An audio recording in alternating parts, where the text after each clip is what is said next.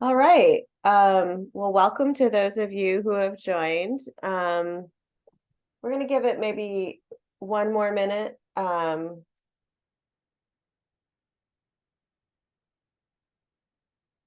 then we'll start recording and get going.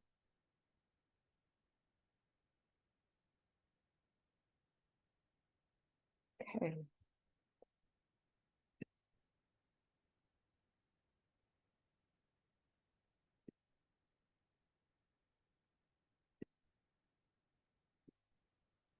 Okay, good morning, everyone. I am recording. Welcome to our session today on moving beyond usual suspects, incorporating staff perspectives to improve social needs screening and resource connection. I am Dr. Mindy Pratt-Chapman, one of the PIs on our CDC-funded project here in DC, looking at social needs screening and support for community health worker support for those with needs, and our diversity, equity, inclusion, justice task force work. And this is the first of a series of sessions where I'm hoping we're going to record the sessions and make them available to anyone that you want to share at your institution with to try to help move our work forward through lessons learned at other organizations. So with that, I'm going to just briefly introduce the speakers and then take my face off the screen. And if you have questions, please do put them in the chat, and that way we can triage them to the subject matter experts. We're hoping this will be useful for you and helpful in applying the work that you're trying to do on the task forces and in the clinics in terms of screening. So Emily Thatcher is Quality Improvement Consultant for the Center for Health Equity at Dayton Children's, and she's responsible for collaborating with members inside and out of the center to integrate the value of equity for their quality improvement efforts. And Tess DeVos is the health outcomes research specialist at the Center for Health Equity. And they will be leading the session today and talking about what they've learned in their project at Dayton. And I look forward to learning from them and seeing any of your questions in the chat. So I will hand it over to them. Awesome. Thank you. And thank you everyone for being here. Really excited to share the work that we are doing at Dayton Children's.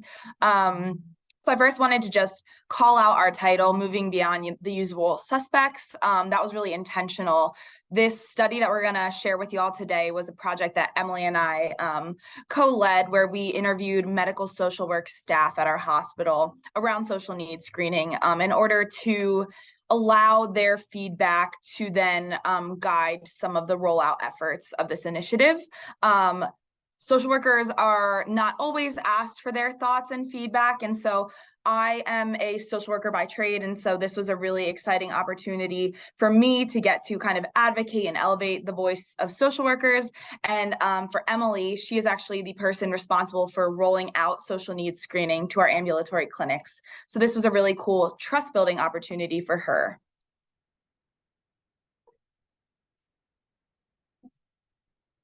So to give you a little bit of context, Dayton Children's is a 181-bed pediatric institution, and we are located in Dayton, Ohio. We serve a 20-county area, and we are the only level 1 pediatric trauma center in that 20-county area. We provide acute, primary, and specialty care for infants, children's, teens, and young adults. And we have both inpatient and outpatient settings. So to give some of the history of social needs screening here at Dayton Children's, in 2016, Dayton Children's Primary Care started screening for social needs. And then in 2021, the screening form was updated, the questions were changed a bit, and then there began to be a digital component rather than just paper screening. So then in 2022, social needs screening became a strategic priority for the ambulatory clinics at our hospital. So when we conducted this research study, we had 5 clinics that were actively screening, with another 2 in the middle of the process of kind of scaling up their screen. By the end of June 2024, which is the end of our current fiscal year, we will be in more than double that. So we will have encompassed all of our chronic disease clinics here at Dayton Children's Hospital. So we thought it would be important to share with you a little bit of what social needs screening looks like here at Dayton Children's. So this is a very high level process map, the key steps that happen in each and every clinic. But the thing that I think really makes us unique in this process, from some conversations that I've had, is that there is some flexibility here. So when a clinic starts to screen for social needs, I actually go in and I meet with a champion from every level of the clinic. So anyone who has a touch point in the process, our registration staff, nurses, MAs, PCAs, physicians, nurse practitioners, managers, directors of the clinic.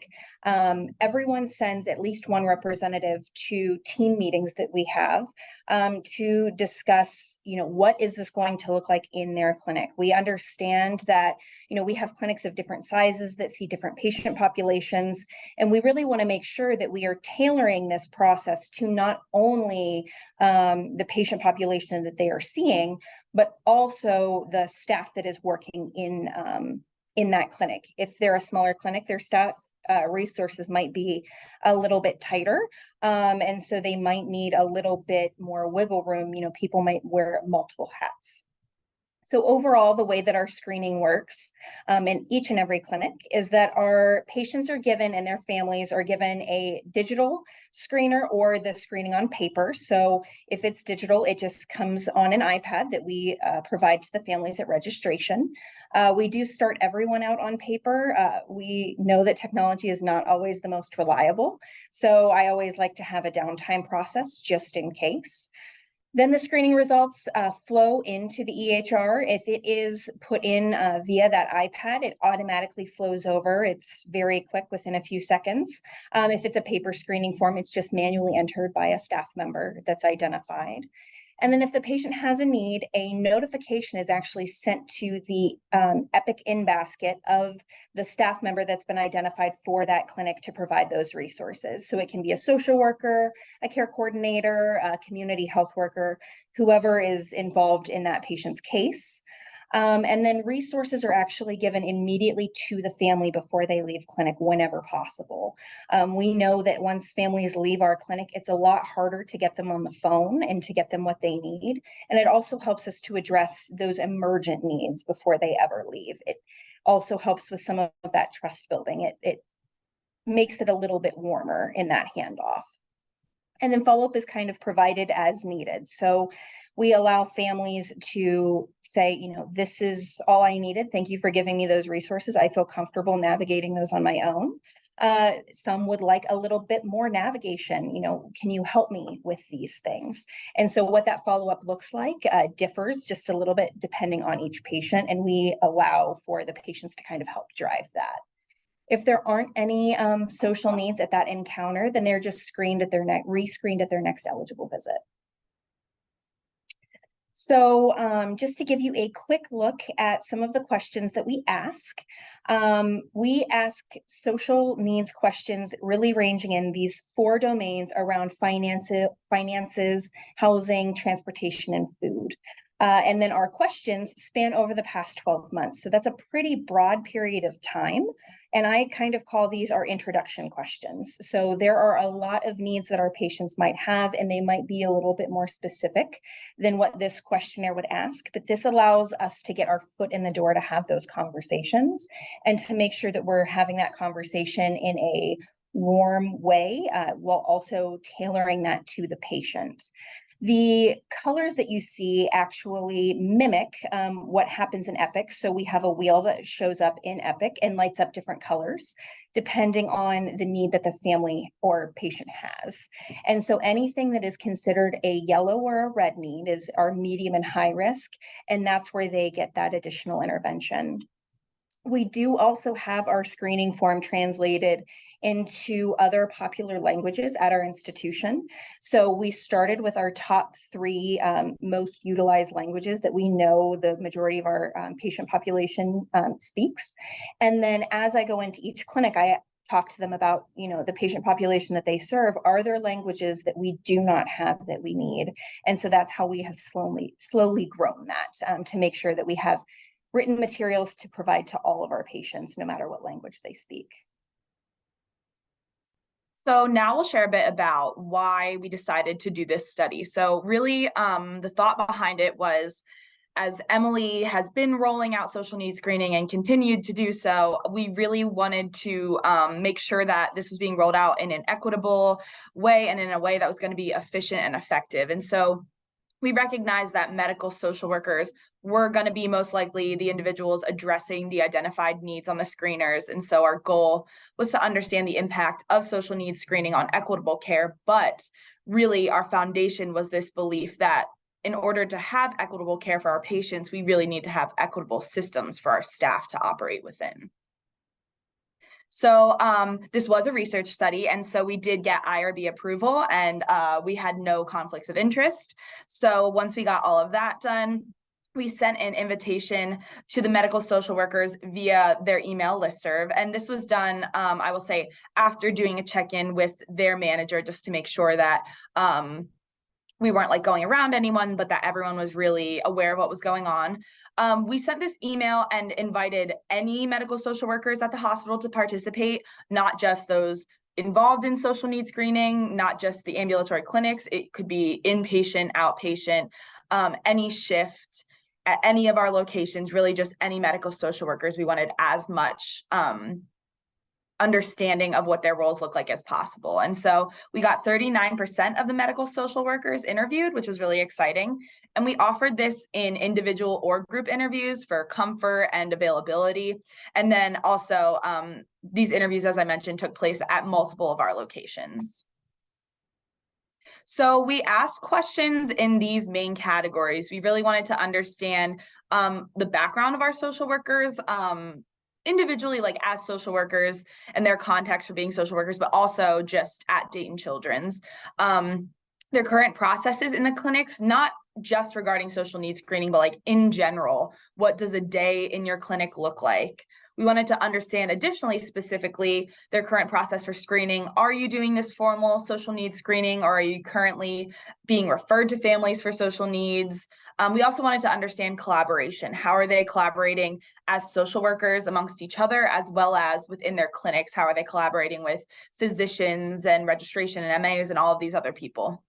We also wanted to understand how resource referral currently is looking for them, how they are sending families to get their needs met, their current process for follow-up, and their concerns and recommendations around social needs screening and this rollout. We really wanted to understand what their thoughts were so that we could take those into account as we went into this rollout.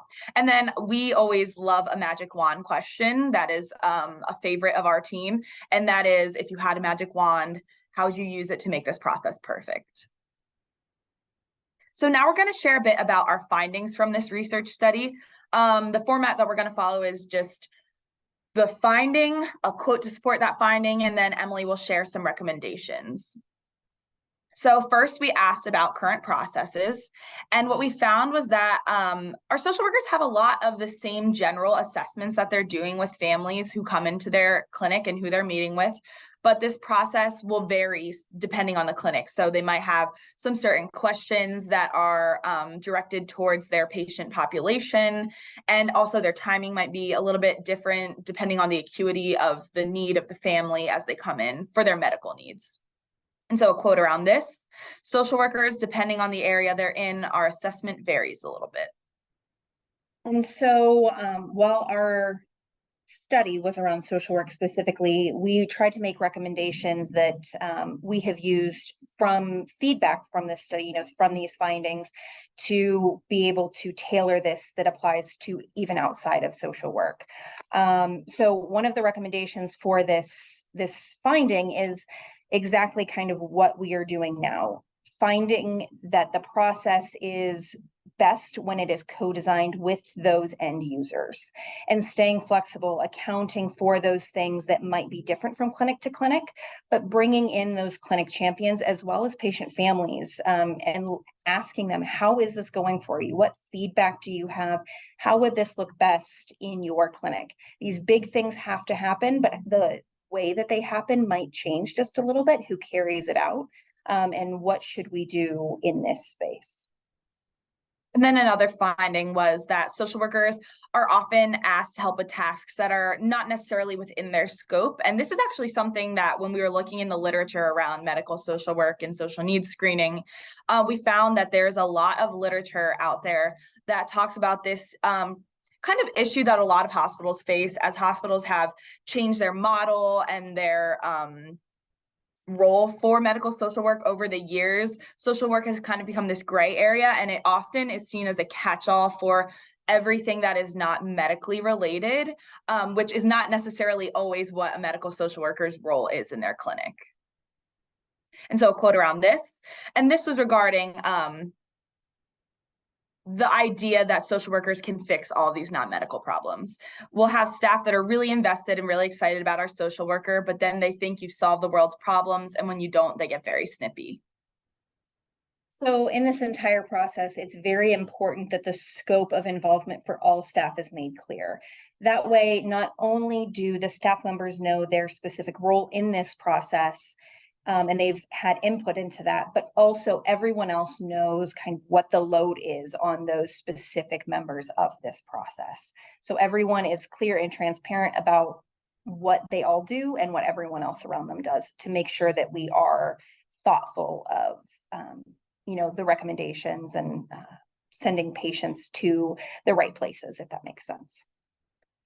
So then we talked to them a bit about collaboration. And what we found was that our medical social work staff have really strong internal communication. They really care about giving their families the best care possible, not being redundant in the things that families are asked to do, and not confusing families by having too many people hands-on with the family. So the quote that I had to support this is, "I don't muddy the waters because social worker 2 has that relationship with them. I'm happy to talk to them, sure, but I'm not going to go in and give them another face. They've already got 50 faces."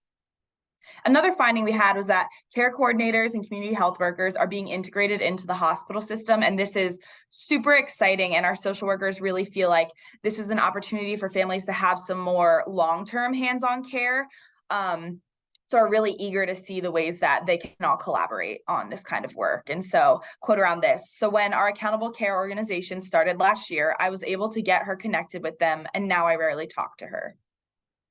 So with both of these findings, our recommendation is that the notification of a positive screen is routed to the correct staff. So going back, making sure that who is getting this information is the person that is best able to help our patients, whether it be community health workers, care coordinators, or the social worker. As Tess said, the care coordinator role, or sometimes it's called care navigators in other institutions, or our community health workers, they're both newer roles to our institution. So what that looks like varies. And a lot of the time, if they have these other roles, they have these community health worker roles, they have these care coordinators involved in their case already, they have a bond with those staff members. We also see that in social work. We have children that go to multiple clinics.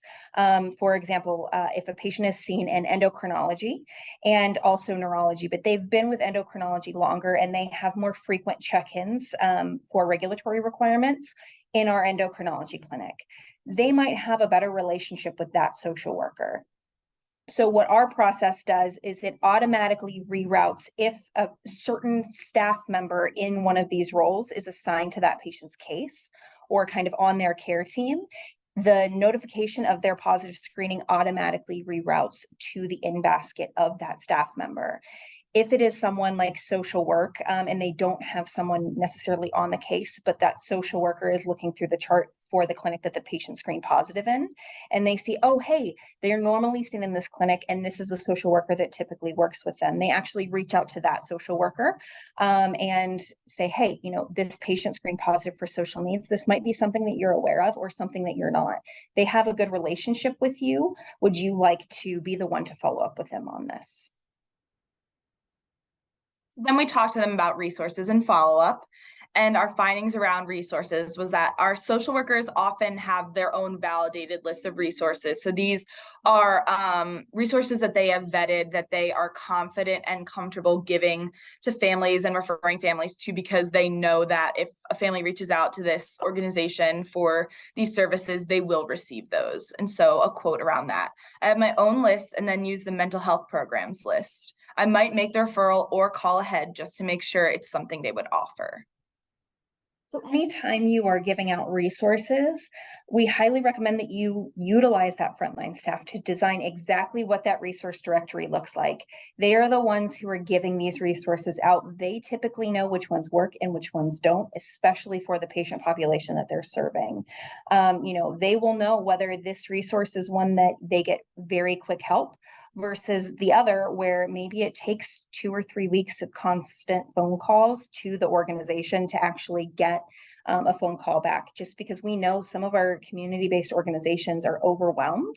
And so by having that frontline perspective and also patient and family perspectives included in that design of that resource directory, it helps to make sure that it is going to be the best for all of the patients being served. It's also really important to not rely on just a generic list, the same 5 resources that are given to every single patient. We'll talk a little bit more about that, but it is not as tailored to your patient population, and we don't know whether or not that organization, they might not serve that patient, so it's kind of doing a disservice.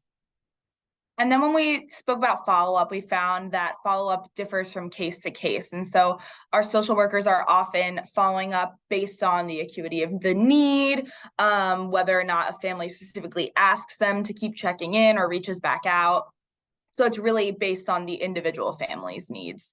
And so the social worker said, ideally, we would like to be able to follow up with every resource provided, but just with the amount of patients we have, it's difficult.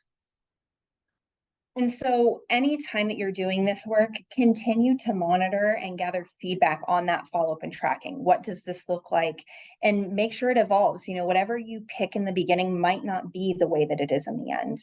So this research study has really led us to dig in a little bit deeper in our follow-up and feedback that we're getting from families and how that looks. And it has led us to make sure that we're tailoring that process a little bit more to allow the families to indicate their preference and level of need.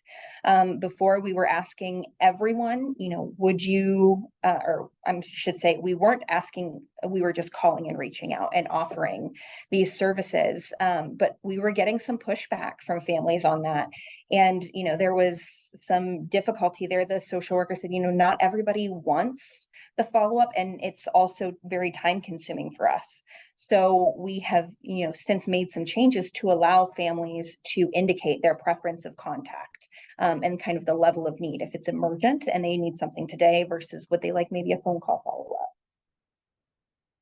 We did hear a lot about the value that the social workers saw in this formal social needs screening process. And the main thing that they shared was that they felt like this social needs screening would reduce bias and fill some gaps. And so that really spoke to this idea that if we are counting on human referral, there is always error or rooms for gaps when we are just counting on, a physician or clinical team to refer to social work. We know that there's a host of medical needs that a child might be coming in with, and that social needs can sometimes be unseen and invisible. And so this social needs screening, social workers were really excited about allowing them to get to families sooner. They talked about how sometimes they wish that a family had been referred to them sooner, but recognize that the needs are not always seen. And so this screening will allow for that to not be a concern anymore. And so a quote around this: I think it's a really good initiative because not every provider is going to be cognizant of those needs. And so it gives a voice. And this is around the idea of relying on referrals. And then another finding was that The social needs screening allows for the provision of tailored resources. So because a family is filling this out before they go back to their room, a social worker can get that positive screening and be able to have some resources on hand when they walk into the room. They can add more as they talk to the family, but go in already kind of having an idea of what a family might need before even speaking to them. So I think it's good on the front end that it's being completed before they come back, because then number one, it's done, it can be addressed. And so anytime you're doing a standardized screening, especially for social needs, it's important to be aware of those equity implications. So while having that standard screening takes away that subjectivity, right? And the message notification of a positive automatically goes to that social worker. So it really kind of takes out that, they're able to go and get the referral and everything after, but they can start working on things as soon as the patient really answers that screening and starts to go back to the room. So it gives them a little bit more time to be able to navigate that resource directory and find resources that meet the patient's needs in their zip code. But with that standardization, it's important that we also make sure that we're thinking of things in a tailored way. So ensuring that the resources that are being given actually meet the needs of the patients. Again, like I had mentioned previously, having one generic list of resources that's given out to every single patient might not necessarily meet their needs. Some resources, they only serve certain zip codes or certain patient populations. And then it also would overwhelm those community organizations. If you're giving the same resources to every single family who comes through, and they're a smaller community organization, they might not have the capacity to take care of all of those patients. And so it's really a disservice to both the patients and to the organizations themselves. So really tailoring it and making sure that we're meeting our families where they are.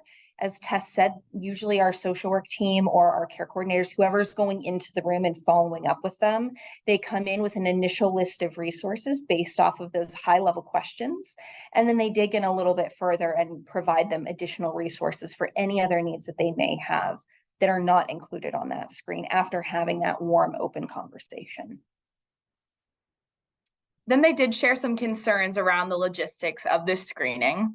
So there's this idea that our social workers can only do so much, and there's this limited capacity due to their already demanding workloads. They already have a lot of patients to see and a lot going on. And so there was this concern around, is this going to be something that's added on top of what we already do, or is it something that's going to be integrated into our workflow?